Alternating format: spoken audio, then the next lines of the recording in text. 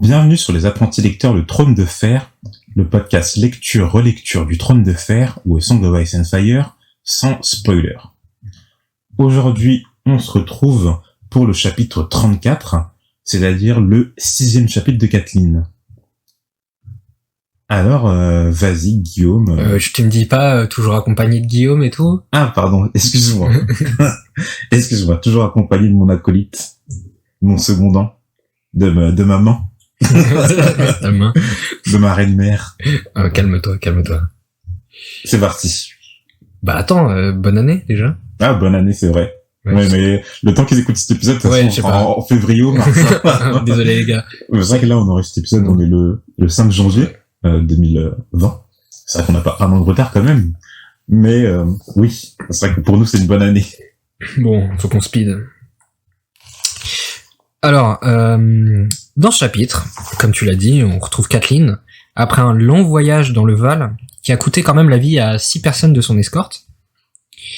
Ils vont finir par croiser la route de Ser Donnell Wynewood, qui va mener Catelyn jusqu'à la Porte Sanglante, où elle a pu retrouver son oncle Ser Brynden Tully, dit le Silure. Apprenant la présence de Tyrion dans le Val, Ser Brynden prévient Catelyn que Lysa Tully risque de ne pas être d'une aide aussi prometteuse que prévu. Les rumeurs de son changement de personnalité depuis son séjour à Port-Réal s'avèrent être véridiques. Catelyn arrive à la Porte de la Lune où elle est accueillie par Nestor Royce, qui laissera Mya Stone la guider pour l'ascension jusqu'aux Arriers. Une fois les retrouvailles entre sœurs effectuées, Lysa n'est guère emballée par la venue de Tyrion aux Arriers. Lysa ne sachant pas quoi faire du lutin, mais son fils a une idée, pourquoi pas le faire voler. Ok. Merci Guillaume pour ce résumé. Alors c'est vrai que ce chapitre, il a été compliqué à préparer. Il est long, hein? Il est vachement long, mais on a déjà eu des chapitres qui étaient moins préparés. Celui-là, vraiment, j'ai mis du temps. 3 ou 4 heures. Peut-être même plus autour de 4 heures que 3 heures. Parce que, il y a vraiment énormément de choses. Donc, excusez-nous déjà de la longueur de l'épisode. Je sais pas combien de temps il va durer, mais je sais qu'il va durer pas mal de temps. Mais en tout cas, vous en apprendrez beaucoup au fil de, comment on dit? De l'écoute? Ouais, de l'écoute. J'allais dire de la lecture, mais c'était pas tellement le terme que je voulais employer. Donc, c'est parti. Le chapitre débute par une conversation entre Catelyn et Ser Donnell Wynewood. Alors, les Wynewood n'ont toujours pas été traduits dans la version française. Ah, j'ai cherché dans l'appendice, ouais. J'ai pas trouvé. Ouais, c'est normal. Et ça fait déjà beaucoup d'erreurs. Et d'ailleurs, il y en a quelques-unes qui se sont glissées dans ce chapitre, donc on va les notifier. Et les Wynewood en font partie. Donc en français, ça a été traduit par Vambois. En tout cas dans les tomes d'après, ou même ça se trouve dans ce tome-là, hein, parce qu'on sait que même dans ce tome, il y a par exemple le terme de Riverrun qui change, qui fluctue. Blackwood. C'est ça, Blackwood. Halfhand. C'est ça, bon, j'allais les citer après, mais t'as raison, c'est ça, c'est tout ça. Mais en tout cas, Wynewood, c'est les Vambois, en fait. Mais on va à la salle des Harines, du coup? À la salle des Harines, toujours. Okay. Et il se trouve dans les appendices, en fait. Ok, d'accord. Donc si on regarde dans les appendices, pardon, je suis en train de les ouvrir. Dans les appendices, si on regarde au niveau de la maison Vambois, on sait que c'est une maison vassale de la maison Harine, qui est dirigée par Lady Anya Vambois, une veuve, et elle a 2 fils. Ser Morton Vambois, son aîné, qui est un soupirant de Lady Lysa. Alors, on va pas vous faire l'insulte de définir ce qu'est un soupirant, même si je vais le faire plutôt. Donc c'est quelqu'un qui essaye de... T'insultes nos auditeurs, du coup. Comme on va le voir à la fin du chapitre, de courtiser Lady Lysa Arryn. Et le dernier, Ser Donnell Vambois. Donc justement, celui qui parle à Catelyn en ce moment même. Mais t'as raison, ça fait quelques erreurs de traduction, ça m'étonne... Je crois que c'est toi aussi qui ça a étonné que ça n'avait pas été corrigé depuis que c'est sorti Game of Thrones, surtout sur une version numérique. Ouais, Jean Sola avait regretté je crois qu'on en avait parlé en off, mais j'avais lu que Jean Sola regrettait quelques termes, notamment la sèche des Greyjoy, qui est un kraken, et le terme loup-garou. Nous, on dit toujours loup-garou, mais en fait, en anglais, c'est direwolf, et c'est plus sombre loup. Dans la fantasy, on traduirait plus par sombre loup. C'est ça. Mais alors là, ça a des erreurs qui sont... Enfin, je veux dire, là, c'est vraiment une erreur technique, quoi. C'est quelque chose qui a dû être notifié au fur et à mesure des lectures et qui a toujours pas été changé. Ouais. Tous ces termes. Ouais, c'est vrai que Donc tu l'as dit, Vive Zek pour entre vivre, les différentes éditions, entre l'édition J'ai lu, Pygmalion, je sais pas quoi, ils l'ont imprimé plein de fois, quoi. Bah, moi, je sais que dans le tome que j'avais acheté il y a longtemps maintenant, donc il y avait les mêmes erreurs, mais c'est vrai qu'on a acheté l'édition numérique pour qu'on soit plus à l'aise, pour préparer ces épisodes et ça m'étonne que ces erreurs s'y glissent toujours, quoi.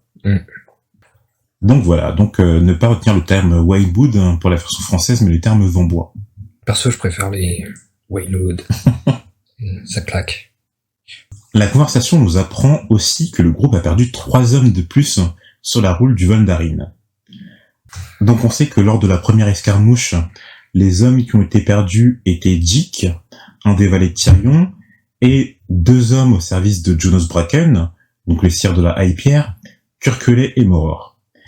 Et donc depuis cette première escarmouche, et donc depuis le dernier chapitre de Catelyn, 3 autres hommes sont morts, c'est-à-dire l'autre valet de Tyrion, Morek, Larys, un archer au service de la maison Bracken, et Tigun, un franc-coureur. C'est-à-dire que maintenant, il ne reste plus dans le groupe de Catelyn que Tyrion, Catelyn bien sûr, Roderick Cassel, Bronn, Sir Willis Wood et le chanteur Marion. Alors Game, est-ce que tu te rappelles Sir Willis Wood, c'était un chevalier au service de qui? Non, je sais plus. Ok. Au service, alors je vais lui donner un indice, il était au service de la dame qui dirige Harrenhal. Went.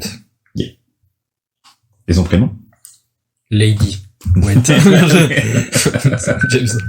Lady Went. Non, je sais pas comment elle s'appelle.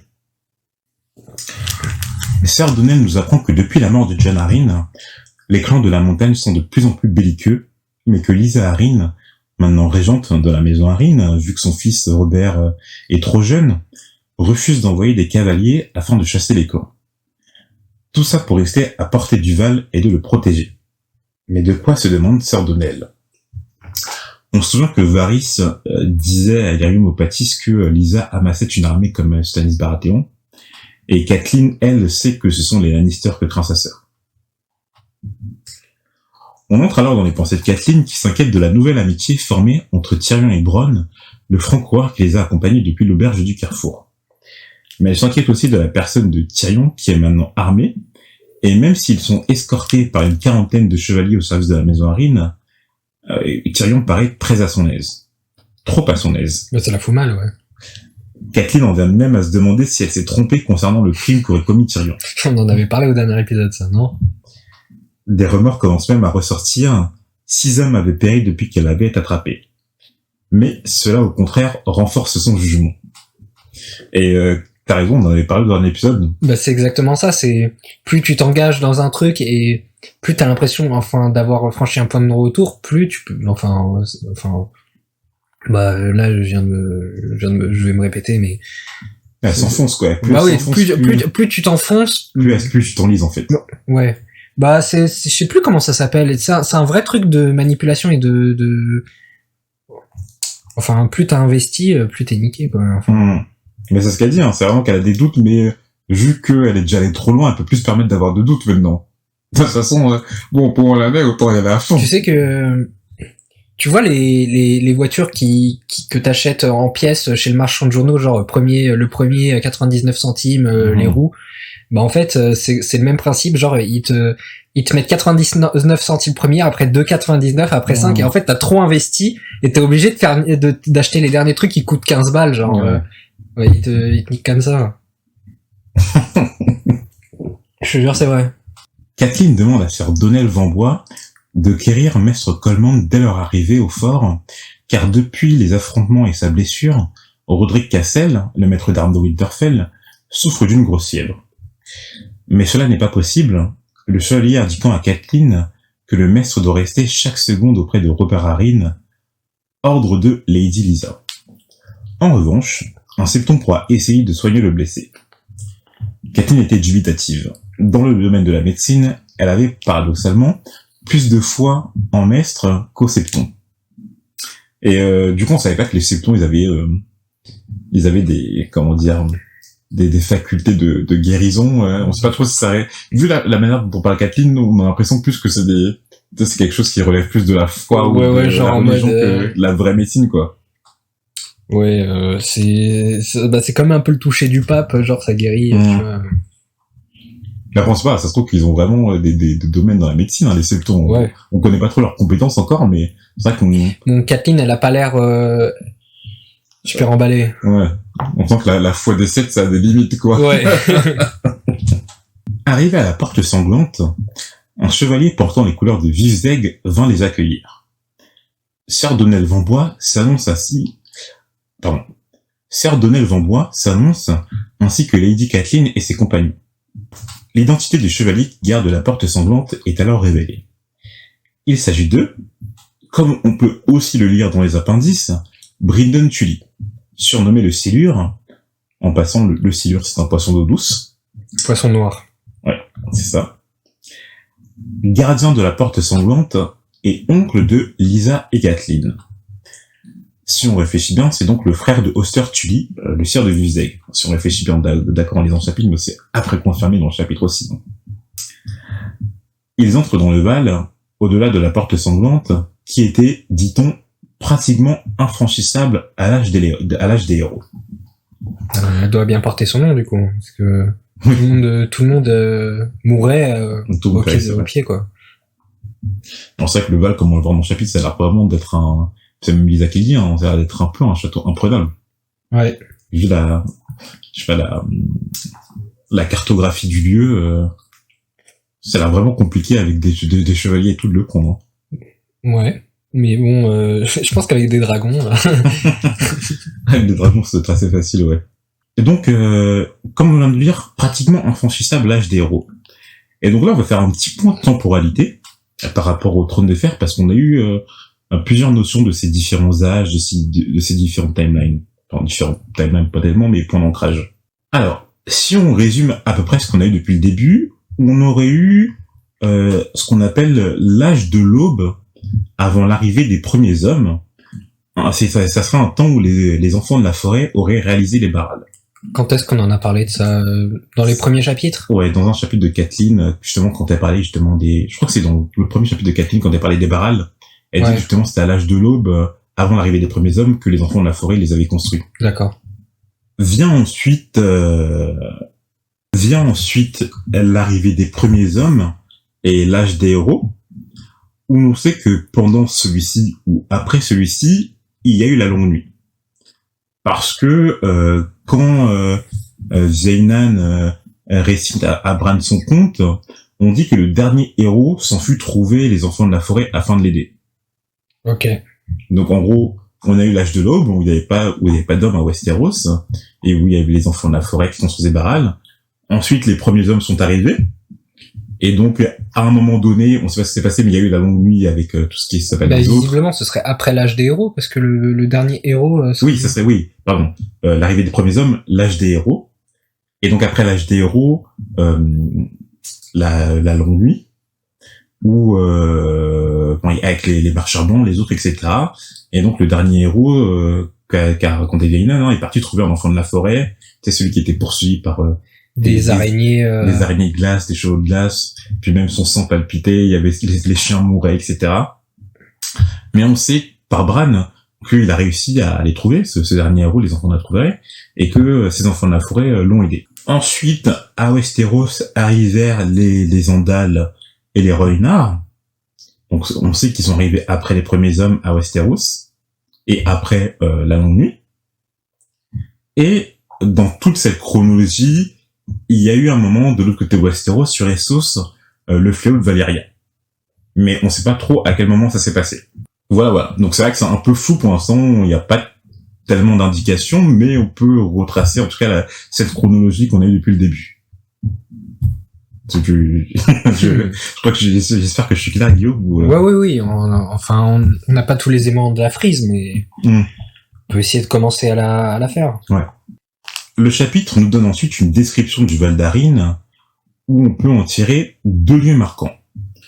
La lance du géant, la montagne la plus haute du Val d'Arin, et un torrent du nom des larmes d'Alyssa. La forteresse des Ariés nous est aussi décrite comme ayant 7 tours blanches immaculées. Et Brinden les informe qu'il leur faudrait un jour pour atteindre le pied de la montagne, donc la lance du géant, et un autre jour pour la gravir et atteindre la forteresse des Ariés. D'accord. Sir Roderick informe alors Catelyn qu'il ne pourra pas continuer ce voyage étant trop malade. Seul demeure alors avec Catelyn pour l'ascension Tyrion Lannister, Bronn le franc-coureur et nouvel ami du Hutin, au bon et plaisir de Catelyn, et le Rhapsode Marélion. Sir Willis Wood resterait avec Sir Roderick au bon soin du septon local. Catelyn entame alors la descente vers les portes de la Lune, accompagnée de ceux précédemment cités, et de Brynden Tully, ainsi que de 6 de ses hommes. Sur la route, son oncle demande à Catelyn de lui raconter ce qui l'a amené aux Ariés, cette fameuse tornade. Et donc, à ce moment-là, on en apprend un peu plus sur Brynden Tully, de même que l'histoire de son surnom, le Silure. Donc, vas-y, Guillaume, tu vas en fait parler de Brynden Tully. Donc, Brynden Tully, on le rappelle, frère de Hoster Tully, donc l'oncle de toute la fratrie Lysa, Catelyn, Edmure. Alors, rappelle qui est Hoster Tully. Hoster Tully, le père de Catelyn, et le sire de Vivzeg. Donc, c'est un personnage qui avait vraiment l'affection des enfants Tully, parce que on dit que c'est au lieu d'aller voir Hoster qui était probablement trop occupé, c'était Brynden le confident des enfants, l'épaule sur qui fallait compter. Et en tout cas, on sait pas trop exactement pourquoi, mais on sait en tout cas que Hoster et Brynden se querellaient souvent. Et que Hoster l'appelait le mouton noir du troupeau. Et Brynden disant que l'emblème l'insigne des Tully était la truite. Ouais. Il a dit je suis, au lieu d'être un mouton noir, je suis plutôt le Silure qui est un poisson noir. Donc le poisson noir du banc de poissons, quoi. D'où son surnom. Moi, j'ai l'impression que genre il a essayé d'avoir de la répartie, mais moi je trouve ça éclaté. Je trouve ça éclaté. Je suis pas le mouton noir, je suis le poisson noir. T'as capté? Genre éclaté ta répartie, frère. C'est quoi ça? Et genre c'est devenu son surnom du coup, le Silure. Ouais. Bah grand bien lui fasse. Hein. Et du coup, comment il s'est retrouvé alors gardant de la porte sanglante? Je pense qu'il a suivi Lysa, mais j'avoue, peut-être que j'ai lu un peu vite, mais c'est vrai que je m'étais posé la question, et peut-être que j'ai un peu... ouais, c'est dit dans le chapitre. Ouais, dis-moi. En gros, lors du mariage de Lysa et Catelyn, respectivement avec Jon Arryn et Ned Stark, on sait que ce mariage s'est passé en même temps, hein. Brynden, il a dit à Hoster que... on sait pas pourquoi, mais qui suivrait Lysa et que il suivrait Lysa et Jon Arryn et qui partirait vers les Ariés. En gros, c'est ça. Et depuis, Hoster Tully n'a plus jamais reparlé à son frère. Ok. Mais bon, on sait pas trop pourquoi comme tu l'as dit, ils étaient en conflit depuis pas mal de temps. On sait pas trop à quel sujet. Et puis là, il s'est décidé à partir, mais on sait pas trop s'il y a quelque chose qui a causé ce départ ou pas. Après que c'est pas mystérieux, mais c'est assez intriguant, quoi. Ouais. On peut aussi déduire que la mère de Catelyn, Lady Minissa Went, n'est pas morte en donnant naissance à Edmure, son dernier enfant, mais à un autre enfant, parce que justement dans les appendices, ça dit que Lady Minissa Went est morte en couche, mais d'après le chapitre, Edmure l'a connue d'après les souvenirs de Catelyn. Donc supposément, elle est morte en donnant naissance à un quatrième enfant qui n'a pas vu le jour. Je crois que dans le chapitre, on comprend aussi qu'elle était un peu de constitution fragile. Ouais. Mais donc, en tout cas, la mère de Catelyn est une Went. Brynden, après l'avoir écouté, prévient Catelyn qu'il va falloir former Hoster Tully, car si les Lannister entrent en guerre, Vivzeg sera à portée de main. Bien que le Nord, donc les Winterfell et les Arryn, eux, ils sont en sécurité, hein. C'est vrai que si on regarde la carte, Castrel Rock, ça se trouve bien à l'ouest de Westeros. Le nord, c'est grand. C'est grand. Winterfell, ça se trouve très très loin. Les arriers, comme on l'a vu dans le chapitre, hein, ou comme on va le voir, c'est assez protégé. Et les conflans, ça se trouve en fait, les conflans, c'est au milieu en fait de la carte de Westeros. Donc c'est vrai que les Lannister, ils sont vraiment à proximité de Vizsla. Catelyn lui répond que c'est la première chose qu'elle va faire, ainsi que d'investir les bannerets de Ned, de renforcer les défenses ainsi qu'il lui a ordonné. Et enfin, on a une mention des ordres de Ned. Moi, depuis le début, là, je me dis, mais quand elle va faire, elle va envoyer ses messages, quoi, parce que là, bon, faudrait peut-être qu'elle se précipite, hein. Au moins, elle a pas oublié. Au moins, elle a pas oublié. T'imagines, elle zappe complètement. Donc, on rappelle, Ned, il avait ordonné qu'on renforce, Matt Cailin, hein, une sorte de forteresse qui se trouve au niveau du Neck, et que Blancport renforce ses défenses maritimes. Brynden nous apprend aussi que le sentiment dominant dans le Val est la colère. Jon était très aimé, et la nomination de Jaime Lannister au poste de gouverneur de l'Est a eu un effet terrible. En effet, depuis près de 3 siècles, donc en fait, 3 siècles, ça correspond à l'arrivée des Targaryens au pouvoir. Ouais. Ce sont les Arryn qui sont les sires des Arriers et qui occupent le poste de gouverneur de l'Est. Donc là, on a la confirmation que Robert, il a bien mis Jaime Lannister au poste de gouverneur de l'Est. Alors qu'il est sûrement jamais allé dans l'Est. Très probablement. Ça, on sait pas. Ouais, on sait pas. Ouais, si ça se trouve, il a... Mais bon, il a pas de grandes relations avec l'Est. Quoi. Ouais, ça c'est sûr. Mais parce qu'on savait qu'il en avait discuté avec Ned, justement que Ned et lui s'étaient engueulés par rapport à ça. Je me rappelle quand il partait de Winterfell sur la route de Port-Réal. Mais pour l'instant, ça avait jamais été confirmé qu'en fait ce poste il avait été mis en place. Mais je croyais que quand t'étais dans la garde royale, tu pouvais pas avoir de possession de terre, machin. Bon, après là, il a pas des terres et genre il gouverne juste. Ouais, parce qu'il peut pas hériter de Castral Rock. Mais il peut être gouverneur de l'Est. Mais après, c'est juste tu règnes en fait, tu gouvernes. Ouais. Bon. De plus, on soupçonne ci et là que Jon Arryn ne soit pas mort naturellement. Donc là, c'est assez étrange qu'il soupçonne ça, parce que bon, pourquoi il le soupçonnerait? Soit c'est par Lady Lysa qui a laissé entendre ces rumeurs, mais que ces soupçons viennent... le fait que peut-être qu'elle a justement, elle amasse un peu son armée, entre guillemets, c'est suspect, quoi. Mais un dernier problème est préoccupant. L'enfant de Jon et Lysa, Robert Arryn. Fragile et pleurnichard aux yeux de tous, et à ce problème 2 solutions. Premièrement, que Nestor Royce gouverne le Val jusqu'à la majorité de Robert, comme il vient de le faire depuis que Jon Arryn est main du roi. Et deuxièmement, que Lysa se remarie étant la régente actuelle du Val d'Arryn. Lysa se laisse courtiser par courtoisie, selon Brynden Tully, mais elle entend gérer elle seule le Val jusqu'à la majorité de son fils, c'est ce qu'on comprend. Ouais.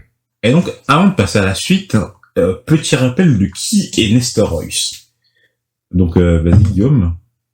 Nestor Royce, surintendant du Val. Ouais. Donc qu'est-ce que tu entends par un surintendant? C'est celui qui va gouverner en l'absence du gouverneur officiel. Ouais, c'est ça. Et donc en fait, si on regarde au niveau des... Alors, plus que les 7 couronnes des 9 terres, il y en a un actuellement, donc avant, quand Jon Arryn était encore main du roi au Val d'Arryn, qui était justement Nestor Royce, et il y en a un autre à Accalmie, vu que Renly Baratheon, le gouverneur d'Accalmie, siège au Conseil royal. Oh, j'ai zappé son nom encore. Parce qu'on n'a pas donné son nom. D'accord, ah oui. On n'a pas donné son nom au gouverneur actuel d'Accalmie. Mais en tout cas, dans les 9 terres, et le bâtard de Robert devait être la pupille de cette personne. C'est ça. Ouais. Le bâtard qui a reconnu Robert devait être la pupille de cette personne, du gouverneur d'Accalmie. Enfin, quoi qu'il y a aussi maintenant qu'on y pense, il y a aussi Winterfell, hein, où Ned, il a pas laissé de surintendant, vu que, il a laissé pour à son fils, mais son fils est encore jeune. On rappelle qu'à Westeros, c'est pas qu'on le rappelle, puisqu'on sait pas, mais c'est pas exactement un spoil, la majorité à Westeros, c'est de 16 ans, mais avant 16 ans, ça doit être toujours un régent qui, D'accord. Et là, à Winterfell, il y a Robb Stark, mais Robb, on sait qu'il a 15 ans. Oui, il avait laissé Catelyn quand même, hein. Ouais, mais Catelyn est parti, donc maintenant, à Winterfell, ouais. Là, il y a pas trop long pour régner, quoi. Il avait laissé Kathleen déjà qu'elle a fui sa responsabilité, et en plus, elle a causé du grabuge, donc, c'est pas mal, hein. Elle a bien géré son rôle. Et donc, ce Nestor Royce a un fils. Est-ce que tu te rappelles de son nom, Guillaume? J'ai zappé. Alors, il a un fils qui s'appelle Alba Royce. Alba Royce, putain.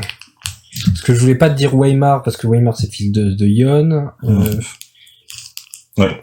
Mais c'est vrai qu'on verra après le nom par rapport à Yon, tu verras, c'est assez compliqué, bon, c'est assez ressemblant, plutôt. Mais, revenons à Lisa Arryn. Bien qu'elle veuille gouverner, Brynden dit à Catelyn que c'est une mauvaise idée, que les années à Port-Réal l'ont éreinté, le mariage entre elle et Jon était politique et non d'amour, avec plusieurs fausses couches, et la mort de son mari à la fin. Maintenant, elle ne vit plus que pour son fils, et dans la crainte des Lannister, donc Catelyn ramène justement un membre de la famille. On voit que Catelyn, encore une fois, voilà quoi, elle prend les bonnes décisions. Ouais. Elle apporte les bonnes choses aux bonnes personnes. Je pense elle nous fait tellement une brochette de... Ouais, Catelyn est catastrophique là. Vraiment catastrophique. Tactiquement, techniquement. Même le choix là, même dans les choix, ça va pas. Après cette journée de voyage, le groupe arrive enfin au pied de la lance du géant, aux portes de la Lune, le siège de Nestor Royce. Donc un poste de plus pour Nestor Royce, il est aussi gouverneur des portes de la Lune. Hein. Brynden les informe qu'ils dormiront ici et n'entameront l'ascension que le lendemain.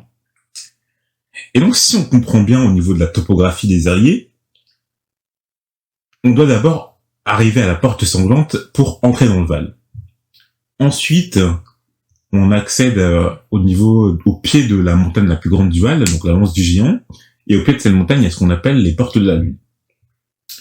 Après les portes de la Lune, pour l'ascension de cette montagne jusqu'à la forteresse des Alliés, il y a 3 forts à escalader, qui sont pierre, neige et ciel. Et on peut escalader justement cette montagne par des marches qui ont été taillées dans le fond de celle-ci. Ok. Ces marches sont trop étroites pour les chevaux, mais elles sont adaptées à des mulets. Sauf à l'extrémité de la montagne qu'il faut gravir à pied. D'où le fait que ça a dû être compliqué, de prendre cette forteresse. Ouais, ça me semble galère. Ouais. Après, Catelyn a dit oui, il y a aucune forteresse qui est imprenable, ce qui est vrai. Et tu disais avec des dragons. Avec des dragons, ça passe. Hein. Sûrement, ça doit être possible. Hein, imprenable. Par contre, là, franchement, honnêtement, avec des hommes, je vois difficilement. Enfin, si je visualise bien le truc, je vois difficilement comment ça peut être pris. Hein. Ouais. C'est compliqué. Juste avec des hommes, je vois mal. Nestor Royce sont alors à leur rencontre. On apprend plusieurs choses sur le monsieur. Donc, premièrement, comme je viens de le dire, il est aussi le gardien des portes de la Lune. Deuxièmement, que c'est le cousin de Yon le Bronzé. Alors, Guillaume, un petit rappel de qui est Yon le Bronzé. Et de où on l'a rencontré. On l'a rencontré pendant le tournoi. Ok. Parce que il a sur son armure, il y a du bronze avec des glyphes, des runes magiques. Des runes magiques. Alors que son vrai nom, c'est quoi, Yon le Bronzé, déjà? Yon Royce. Yon Royce, oui. Et il y a son fils aussi. Ah oui. Il en a plusieurs. Il est venu au tournoi de la main avec 2 de ses fils. 2 de ses fils. Mais je pense pas que tu te rappelles de leur nom parce qu'ils ressemblent beaucoup à... Alors, il a son aîné... John, même pas. Non, même pas. Il a son aîné qui s'appelle Sir Andar Royce. Et il est venu avec un autre de ses fils qui s'appelle Sir Robert Royce. Il force... Bon, Andar Royce et Alba Royce, c'est vicieux. Hein. Martine, si tu m'entends. Mais on sait qu'il a aussi plusieurs autres fils, parce que Sir Weimar Royce, qu'on a rencontré lors du prélude, était aussi son fils. Ça a été confirmé. Et on sait que justement Sir Weimar Royce venait d'une famille trop nombreuse en fait. Donc supposément qu'il a aussi d'autres fils, mais qu'on n'a pas encore vus. Et attends, qu'est-ce que je voulais dire? Et oui, donc en fait, Yon Royce, c'est son cousin qui vient d'une branche secondaire de la famille Royce. C'est Yon Royce qui vient d'une branche secondaire? Non, Yon Royce, c'est alors, on sait pas, il est le sire de quoi pour l'instant, mais en tout cas c'est le chef de la famille Royce. Ouais. C'est le seigneur de la famille Royce, et donc Nestor Royce, c'est son cousin qui vient d'une branche secondaire. Ouais, c'est pour ça que ça m'avait étonné que le surintendant vienne d'une branche secondaire. Mais bon. Pourquoi pas. Hein. Bon, après, tu sais, surintendant, c'est peut-être pas un poste si important que ça, quoi. Bah, il était gouverneur pendant 14 ans, du coup. Oui, non, mais ce que je veux dire, c'est que, bon, tu vois, tu peux être un seigneur et être plus puissant qu'un surintendant. Qu'est-ce comme ça, tu vois. Ouais. Sur surintendant, c'est vraiment la gestion administrative. C'est pas quelqu'un qui va gérer vraiment les choses importantes. J'avoue même, Moi, je veux dire, par exemple, le surintendant ne peut pas lever l'ost, tu vois. Ouais. Il peut pas lever les armées du Val d'Arin. Bah, j'avoue même comment c'était Ned qui disait vas-y donne-le au gosse le titre de gouverneur de l'Est. Non, oui, alors mais Nestor Royce n'était pas gouverneur de l'Est, hein. Oui, mais bon, c'est Justement, sur ce moment, c'est vraiment les affaires administratives. Ah ouais, genre c'est vraiment tu t'occupes des trucs chiants. Ouais, voilà. Ouais, c'est d'accord, ok. C'est pas vraiment, c'est pas lui qui gouvernait le Val. Il gouvernait le Val administrativement. Mais par exemple, comme on disait, il pouvait pas lever une armée. Il pouvait pas convoquer des seigneurs, tu vois, c'est pas quelque chose comme ça. Remplir les bons de demande, fax, brancarde, les patients. Après, peut-être un peu plus important que ça, mais, tu vois. Kathleen demande à Sir Nestor l'hospitalité pour la nuit, mais le chevalier l'informe que Lady Lysa souhaite la voir sur le champ, tandis que les autres la rejoindront dès demain matin. Cela révulse Brinden, qu'il n'y a pas de meilleure occasion de se rompre le cou que d'effectuer l'ascension de la lance du géant de nuit, mais Kathleen est rassurée par une mystérieuse fille qui a, d'après ce qu'on lit, fait la montée 100 fois de nuit. Lorsque Kathleen lui demande son nom, elle se rend compte que la jeune fille est une bâtarde, à son plus grand désagrément. Stone est un nom de bâtard dans le Val. Donc la fille, elle s'appelle Mia Stone, hein. Et Stone, c'est un nom de bâtard dans le Val, tout comme Snow dans le Nord et Flowers, à Haut-Jardin. Donc si on cite les bâtards qu'on connaît, déjà on connaît 2 Flowers dans les appendices, donc les bâtards qui sont nés dans le bif. Commence même pas à me regarder, j'en ai aucune idée, mec. Dans les appendices, on trouve Garth et Gareth Flowers. Ça ne dit rien non plus. Ok. Garth et Gareth Flowers, ce sont les enfants de Garth Tyrell, le Lord Sénéchal de Haut-Jardin, qui est le cousin de Mess Tyrell, le Lord de Haut-Jardin. Le Seigneur de Haut-Jardin. Ok. Bon, en tout cas, ça apparaît dans les appendices, hein. Ok. On sait aussi que dans les conflans, le nom de bâtard est Rivers. Est-ce que tu sais comment on le sait? Non, on l'a pas dit encore. Pour ça, Lord Frey, mais Si, c'est ça.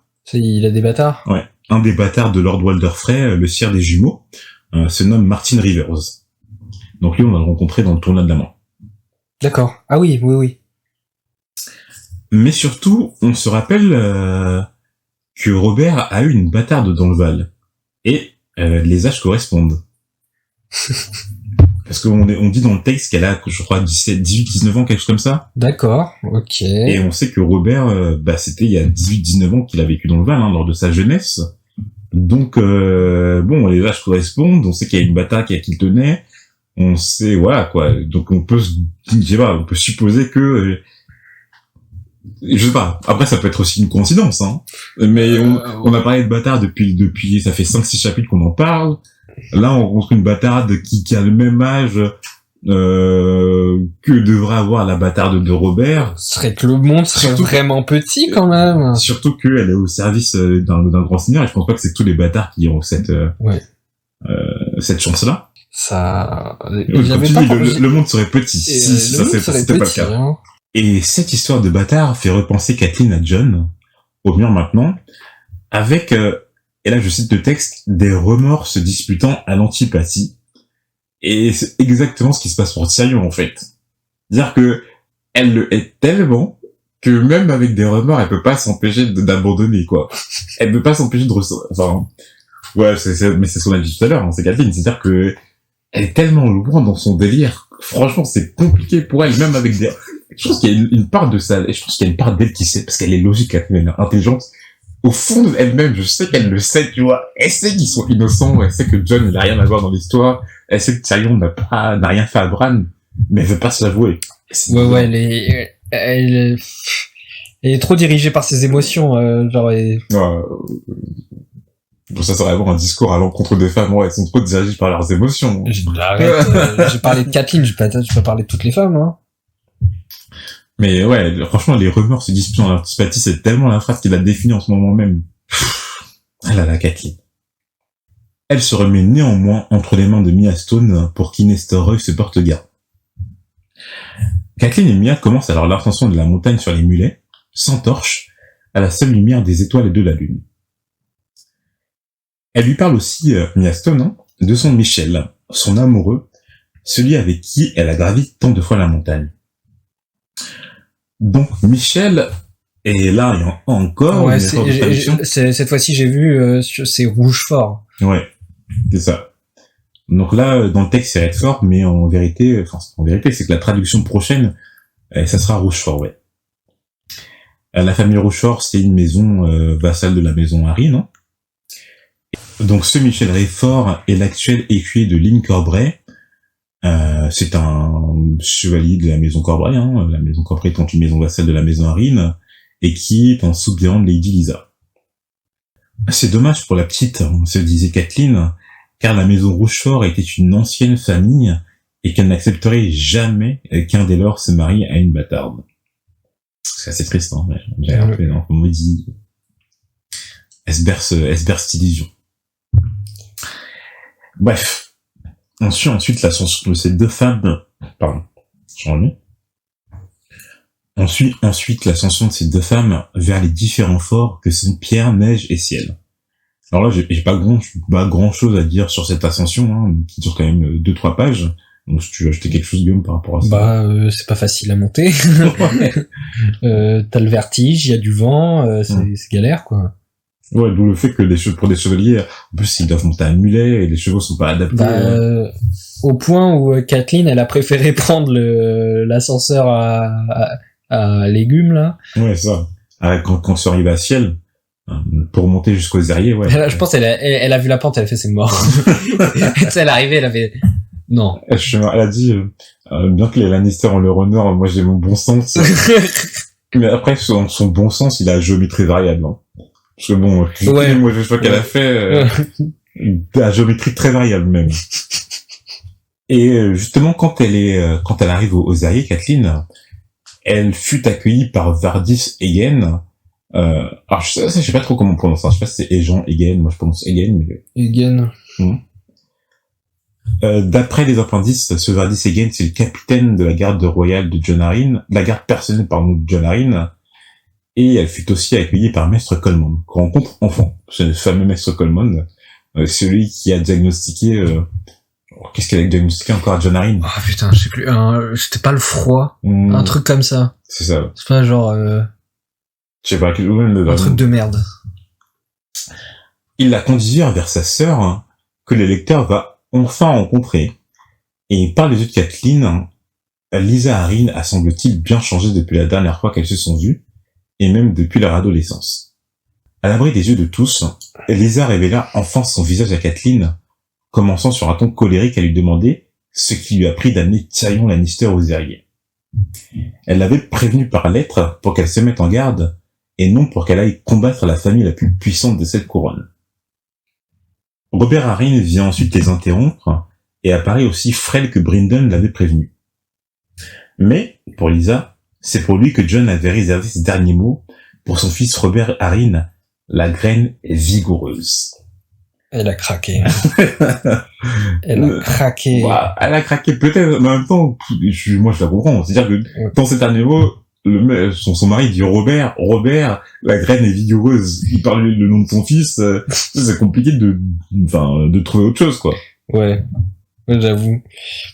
Mais bon, ça se voit en fait, Lysa, elle est devenue cinglée, je pense l'histoire des... Quoi? Ouais, pas cinglée, là. Elle est cinglée, wesh.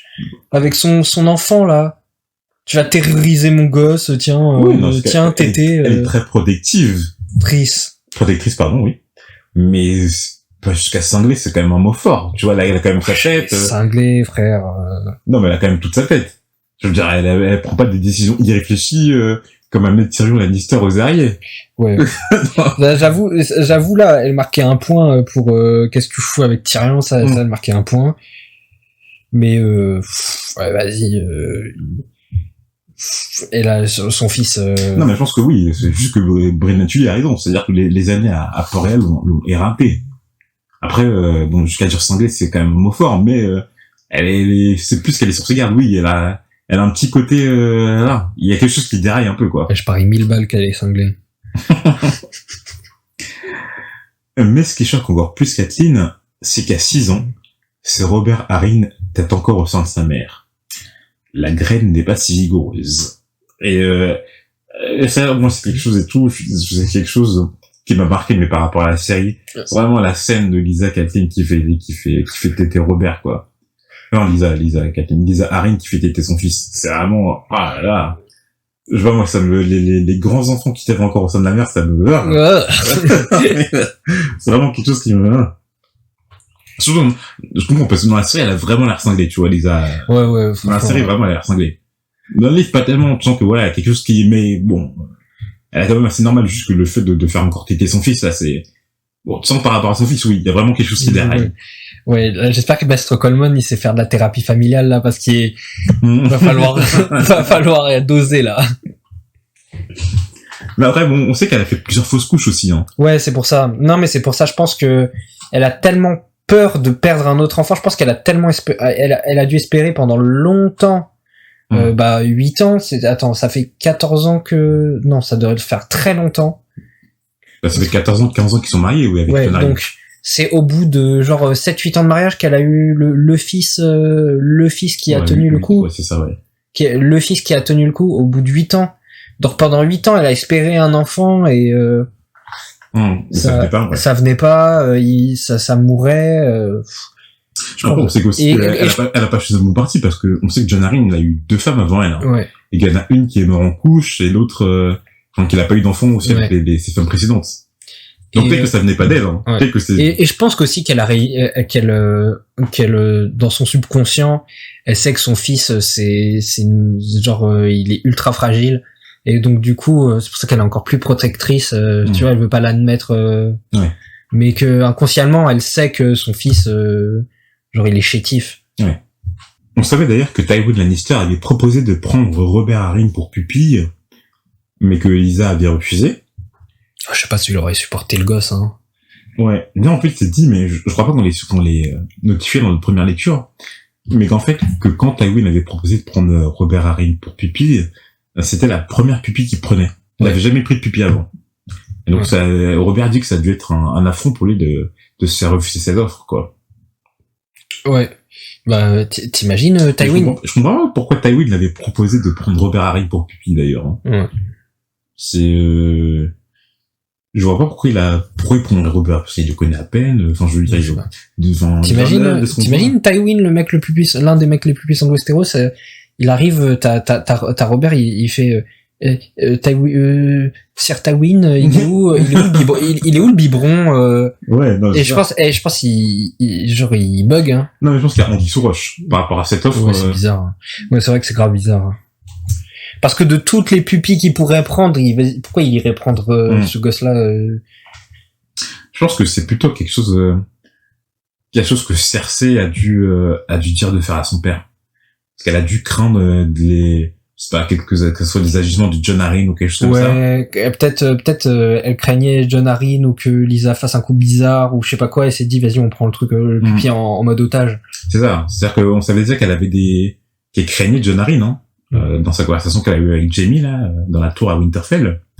Donc sûrement, comme tu dis, hein, qu'elle a voulu prendre Robert Arryn comme une sorte d'otage. Ouais, et que en mettant le nom de Tywin Lannister en tant que, tu vois, garant, et ben genre c'est tellement une offre énorme que normalement tu la refuserais pas, quoi, c'est ça, ouais. D'être la pupille de Tywin. Mais on savait que Jon Arryn, lui, voulait envoyer son fils chez un père adoptif à Père Dragon.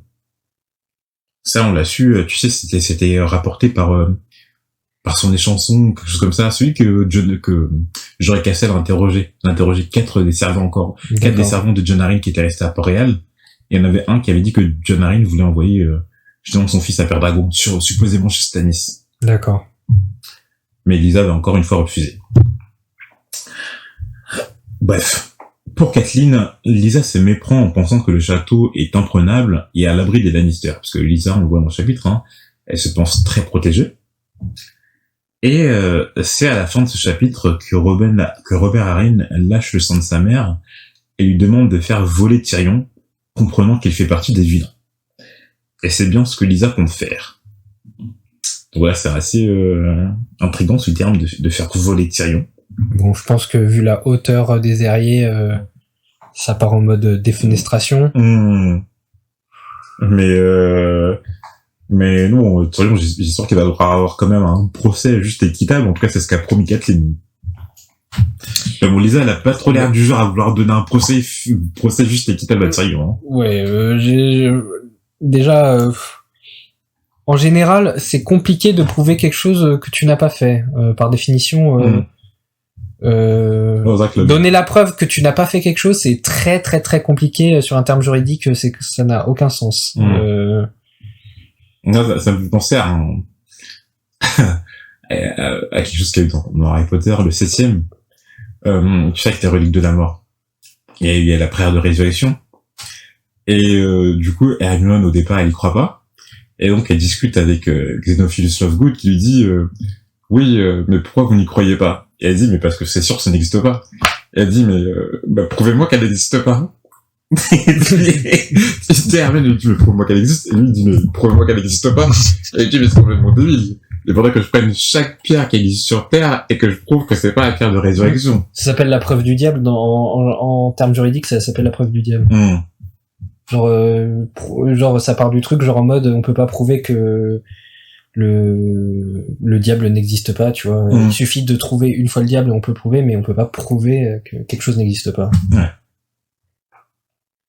En tout cas, voilà, on a terminé avec ce chapitre qui était assez long. Il fait combien de temps l'épisode? Putain, 56 minutes, ça fait longtemps qu'on n'a pas fait un épisode aussi long. Ouais, genre depuis le prélude ou depuis le...